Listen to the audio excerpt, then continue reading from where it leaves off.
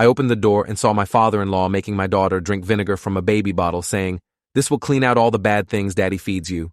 I came home from my construction shift at 3:47 on a Thursday and found Leonard in my kitchen with Iris on his lap.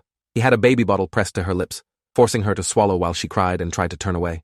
The liquid was cloudy yellow. The smell hit me before I understood. Vinegar. Straight vinegar. Leonard looked up, saw me, and didn't stop. He kept the bottle tilted while making eye contact and said, "This will clean out all the bad things Daddy feeds you." Iris choked, and vinegar sprayed from her mouth. I screamed and ripped her from his arms. Her breath burned my nose. Leonard stood slowly and smiled. He'd been giving Iris vinegar every Thursday for 3 weeks to flush out toxins. 3 weeks while I worked and trusted him. My hands shook holding Iris while she coughed and sobbed.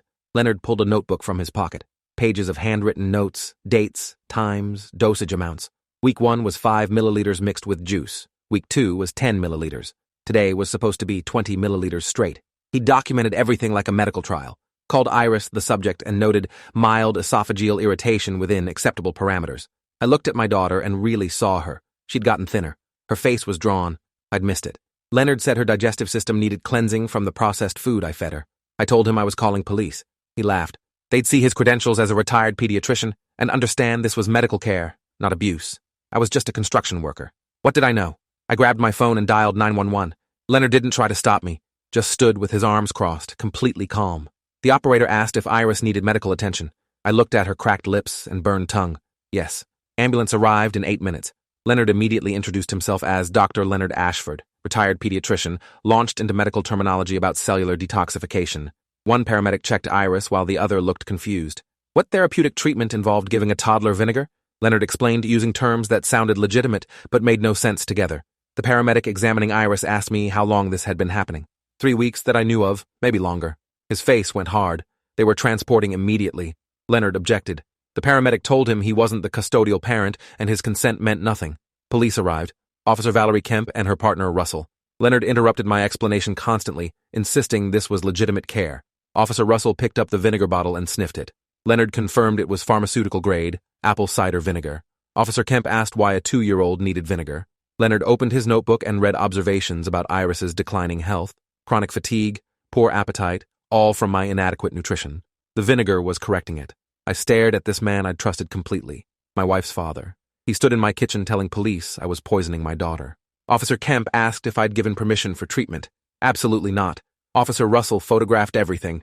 He told Leonard to wait outside. Leonard walked out but said I'd regret involving authorities. Not a threat, a warning.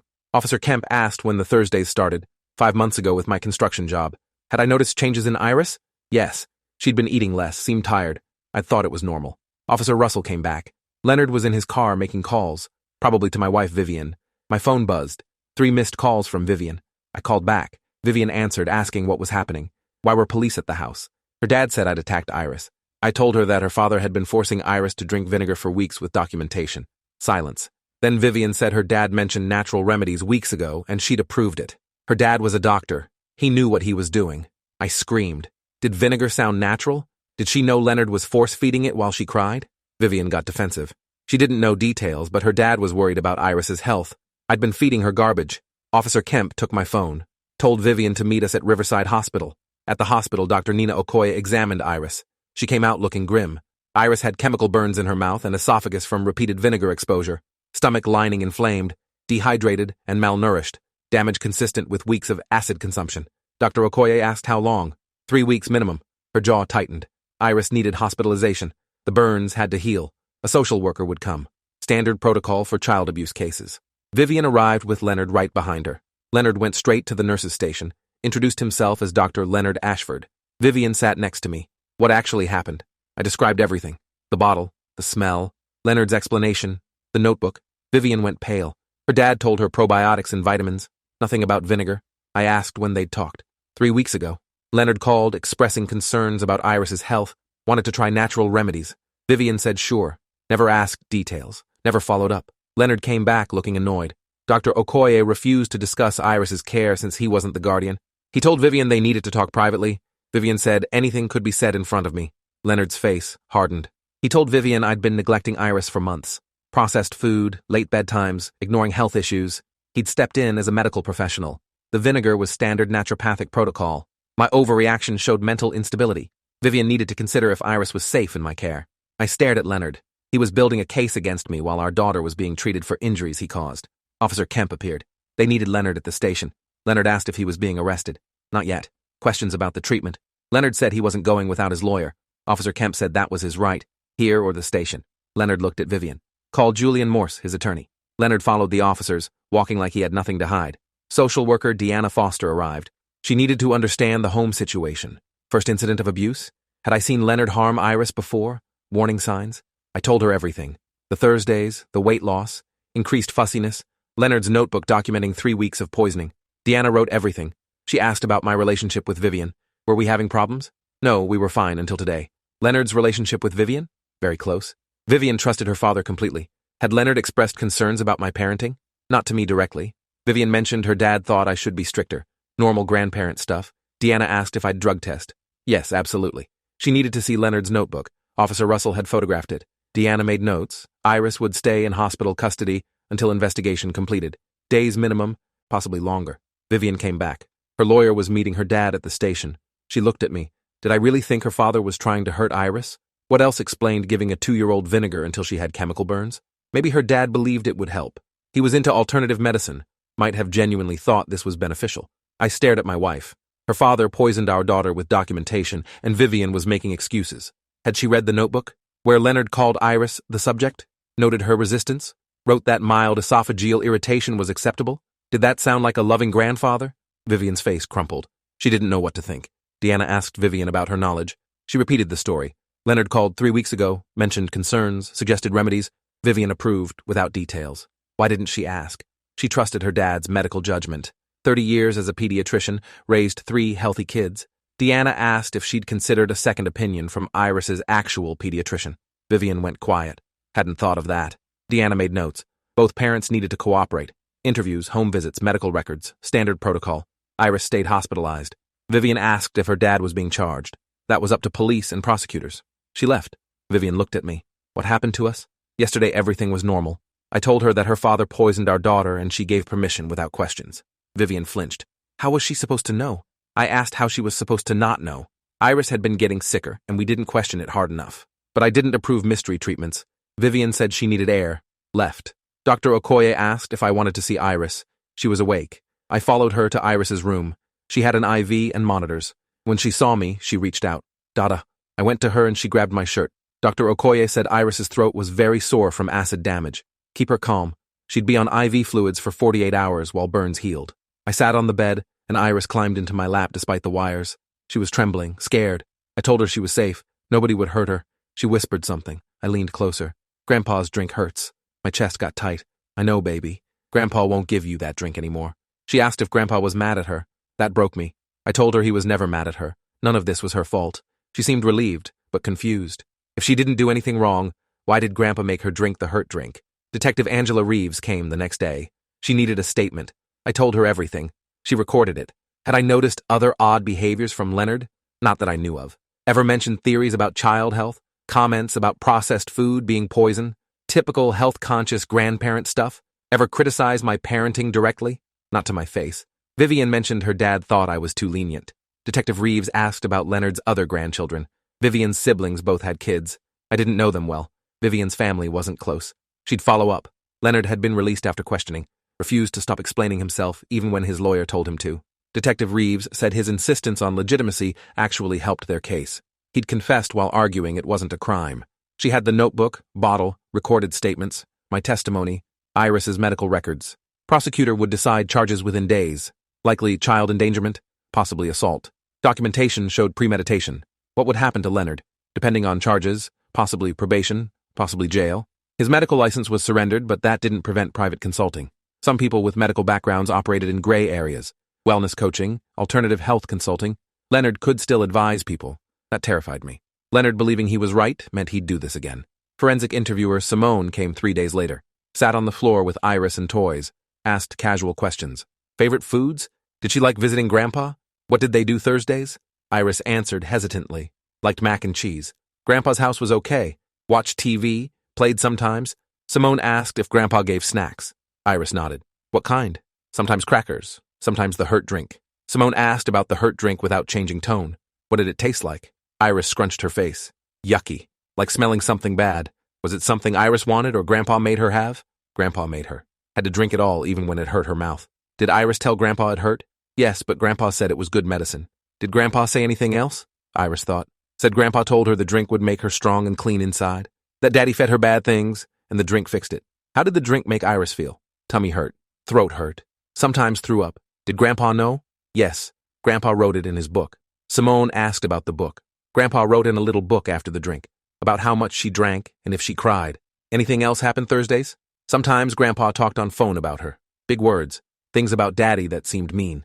Iris couldn't remember exact words, but knew Grandpa didn't like Daddy. After Simone left, she told me and Detective Reeves that Iris's account was consistent and credible. Details about the notebook, documentation, phone calls, all corroborated evidence. Iris understood truth versus lies despite her age. She'd make a solid witness, but hopefully it wouldn't come to that. Detective Reeves said the prosecutor was reviewing everything. Leonard had hired an aggressive attorney claiming treatment was within naturopathic standards, and I'd falsely represented the situation due to mental instability. They were building a defense that I'd made Iris sick through poor nutrition and Leonard tried to help, but I couldn't handle criticism. The attorney requested my medical and employment records looking for mental health issues. Could they do that? They could try. Whether a judge allowed it depended on relevance. Iris was discharged with instructions for soft food and follow-ups. Dr. Okoye prescribed reflux medication and gave warning signs for complications. Iris held my hand to the car, asked if we were going home. Yes. Asked if Grandpa would be there. I promised he wouldn't. She looked relieved. Charges came 5 days later. Leonard was arrested for child endangerment, assault, and administering harmful substances. 3 felony counts. Bail set at $50,000. He posted it within hours. Vivian's mother put up her house. Detective Reeves called. Leonard was out. There was a restraining order, but paperwork didn't always stop people. Leonard showed no remorse, continued insisting he'd done nothing wrong. That made him unpredictable. Vivian asked what she said. Her father was out and we needed to be careful. Vivian looked conflicted. Her mom called, begging her to talk to Leonard. Work this out as family. Vivian refused and her mom cried.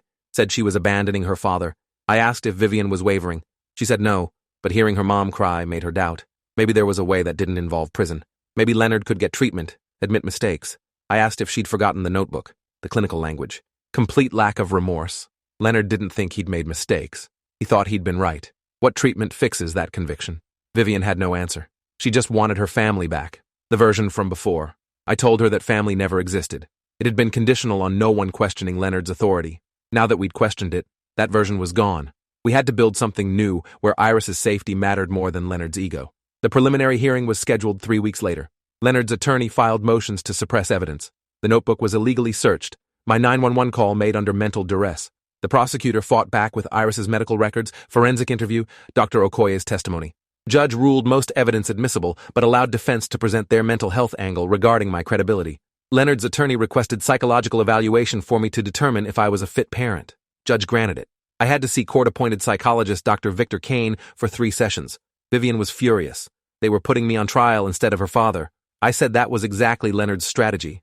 Make me the problem. Dr. Kane asked about my childhood, relationship with Vivian, work stress, mental health history. I answered honestly. He asked about my relationship with Leonard before the incident. Respectful but distant. Leonard was formal, old-fashioned, focused on proper child-rearing. Made comments about modern parenting being too soft but nothing alarming. Ever felt threatened? Not physically, but he made me feel inadequate. Small corrections about how I held Iris or fed her. Vivian said her dad was helping. I tried to take it that way even though it felt like criticism. Dr. Kane asked if I'd considered Leonard might have been systematically undermining my confidence as part of a longer plan. I'd thought about it since finding the notebook. The entry about my attachment to Iris being problematically strong suggested Leonard saw me as an obstacle, but I didn't know if he'd been planning from the beginning or if it evolved. Dr. Kane reviewed the incident. My immediate emotional response? Terror, rage, confusion, disbelief, normal reactions to witnessing child abuse, relationship with Iris since, more clingy, more anxious, but working through it with play therapy, relationship with Vivian, strained but intact, trying to present united front but the gap was obvious. Vivian was grieving her father while I was angry. We weren't processing at the same speed. Did I think Vivian would eventually side with Leonard? I hoped not, but there was always that fear. Family pressure was intense. Vivian's mother called daily. Her siblings sent texts about destroying the family. Messages framed me as the villain who'd misunderstood and blown everything out of proportion. Constant gaslighting trying to make Vivian doubt what she'd seen. Dr. Kane's evaluation took 2 weeks. No evidence of mental illness, personality disorders, or parenting deficits. Signs of acute stress related to trauma, normal and expected. Recommended continued therapy. No reason to question my fitness as parent. Defense tried to discredit it. Judge shut it down. We were moving to trial. Leonard's attorney made one last plea deal attempt. If Leonard pleaded guilty to reckless endangerment, he'd get probation and parenting classes. No jail. Prosecutor asked if I'd accept. Absolutely not. Probation meant Leonard would keep believing he'd been right. Parenting classes wouldn't change someone who documented suffering without remorse. We needed trial. Vivian agreed. Her family stopped speaking to her. Her mother sent a final text. She'd chosen her husband over her father, and she hoped she could live with that. Vivian deleted it, but I knew it haunted her. Trial started on a cold Monday in November. Leonard sat at defense table looking dignified in a suit, white hair perfectly combed. He could have been anyone's kindly grandfather. That was what made this insidious. He looked trustworthy. Prosecution called Dr. Okoye first. She described chemical burns, inflammation, evidence of repeated acid exposure. Defense tried to suggest injuries could have come from other sources: acidic foods, reflux, household cleaners. Dr. Okoye shut that down with medical specificity. This was consistent with deliberate ingestion. She'd seen cases like this in child abuse situations. Defense attorney asked if she was calling Leonard a child abuser. She said she was calling the injuries abuse-related. Who caused them was for the jury. Detective Reeves testified about the scene. The notebook, bottle, my distressed state, Leonard's calm explanations. She read notebook excerpts that made the jury uncomfortable. Clinical language, observations about resistance, notes about my problematic attachment to Iris. Leonard's attorney asked if it was possible Leonard had been taking medical notes. Detective Reeves said medical notes didn't refer to patients as the subject or describe parental bonds as problematic. This was documentation of unauthorized experiment. I testified on day 2. Found Leonard with the bottle, smell of vinegar, Iris's burned mouth. Prosecutor had me describe notebook entries. 3 weeks of documented poisoning. Leonard's complete lack of remorse. Defense cross-examined aggressively. Asked about my work schedule, stress levels, relationship with Leonard before. Suggested I'd been jealous of Iris's bond with grandfather and fabricated allegations. I stayed calm.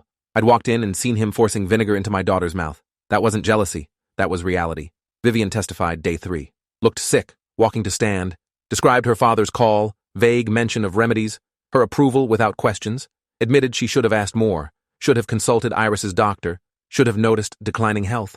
She read from her father's notebook, voice breaking on clinical language. Defense tried to paint Vivian as devoted daughter manipulated by her husband. Vivian looked at jury. No one manipulated her. She'd read her father's words, seen her daughter's injuries, made her own choice.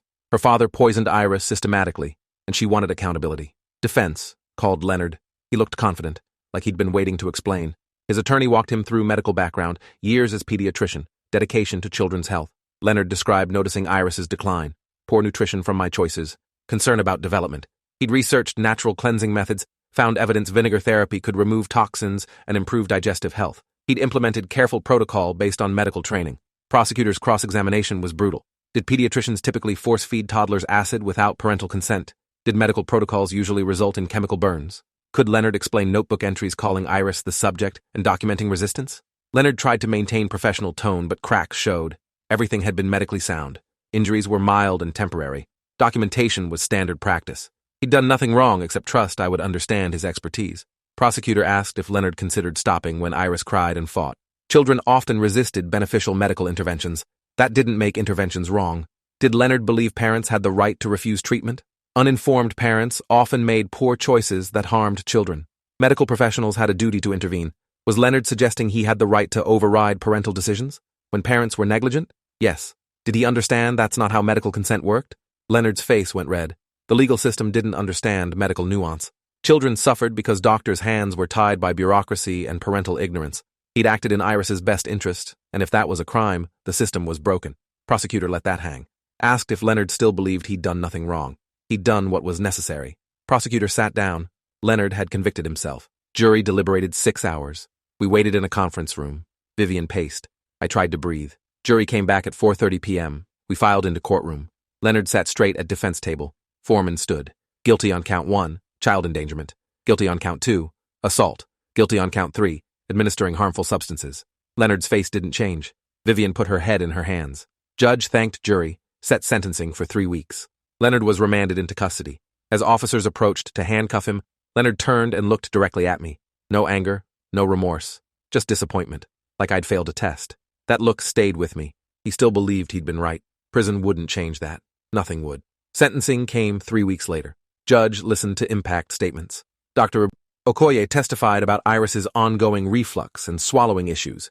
Simone described Iris's continuing fear of older men and resistance to drinking anything except water in clear cups. I read a statement about watching my daughter suffer for weeks without knowing why. Nightmares I still had of walking into that kitchen seconds later, minutes later, living with knowledge I'd trusted Leonard and he'd used that trust to hurt my child. Vivian read about losing her father to his arrogance, grief of watching someone you loved choose their ego over their granddaughter, having to choose between parents and child, living with permanent rift. Leonard was given chance to speak. He stood, maintained innocence, acted according to medical training and love for Iris. Verdict didn't change facts. Vinegar therapy had benefits and he'd implemented it appropriately. Sorry Iris experienced discomfort, but temporary discomfort for long-term health was reasonable trade-off. Judge stared at Leonard. She'd seen many defendants. Some showed remorse, some defiance. Leonard showed something more concerning: complete inability to recognize his crime. She sentenced him to 8 years with no parole possibility for 4. Leonard would be 72 at earliest release. Vivian's mother was in courtroom. She stood and screamed we'd destroyed her husband. God would judge us. We'd ruined a good man. Security escorted her out. Vivian watched her go. She'd just lost both parents. Not to death, but to their own choices. Her father chose arrogance over family. Her mother chose defending that arrogance over reality. She was an orphan at 35. 3 months passed. New normal formed. Iris's reflux improved. Her anxiety decreased slightly. She started preschool and made friends. Vivian and I went to couples counseling. Trauma either breaks relationships or forges them stronger. We were trying for the latter. A year after sentencing, Leonard sent a letter from prison. Vivian read the first paragraph before handing it to me. 6 pages explaining vinegar therapy theories, clinical studies, biochemical mechanisms, dosing protocols, didn't acknowledge wrongdoing, written like medical journal article. Final paragraph said he hoped we'd reconsider once we educated ourselves. Iris could still benefit from his treatments if we'd allow supervised visits upon release. Vivian asked if her father was insane or evil. Maybe both, maybe neither, maybe just broken in a way we couldn't fix. We wrote, "Return to sender," and put it back in mail. 5 years after the incident, Iris was 7 and thriving. 2nd grade, soccer, best friends with a girl named Chloe. No conscious memory of vinegar, just vague understanding that Grandpa Leonard had been mean and was in timeout forever. Her therapist said that was developmentally appropriate. As she got older, we'd tell more details. For now, she was just a kid who loved soccer and hated broccoli. That normalcy felt like victory. Leonard had tried to poison her, traumatize her, use her as experiment. Instead, she was happy and healthy and loved. We'd protected her even though it cost Vivian her family and cost me sleep for years. We'd do it again without hesitation. 7 years after the incident, Leonard died in prison. Heart attack at 74. Prison called Vivian. No one else from family had maintained contact. Vivian hung up and told me her father was dead. I asked how she felt. Empty. She'd grieved her father years ago, when she chose to support prosecution. This was just physical ending of someone already gone. We didn't attend funeral. Vivian's mother had small service and buried Leonard next to his parents. She sent notes saying Leonard died, believing he'd done the right thing. Never wavered in conviction he'd been helping Iris. She wrote it like it was admirable. Vivian burned the note. Her father's conviction wasn't admirable. It was tragic. Smart man so trapped in ego he'd abused his granddaughter and died believing he'd been righteous. What a waste. 10 years after incident, Iris was 12 and confident.